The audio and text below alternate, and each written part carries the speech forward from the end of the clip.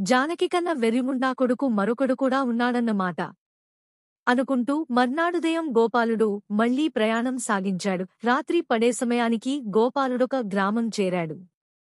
అవి పౌర్ణమి వెన్నెల రోజులు. గోపాలుడా ఊరు చేరేసరికల్లా చంద్రుడు నడినెత్తిన దేదీప్య మానంగా వెలుగుతున్నాడు. గ్రామంలో పోరులంతా హడావుడిమీద ఉన్నట్టు కనిపించింది.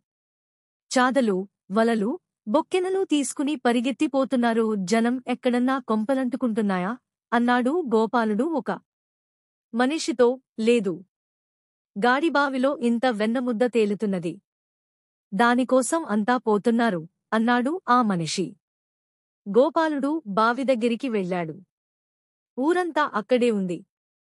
కొందరు కేకలేస్తున్నారు, కొందరు ఇతరులను పిలుస్తున్నారు, కొందరు కడవలకు కడవలు నీరు తోడి పారబోస్తున్నారు.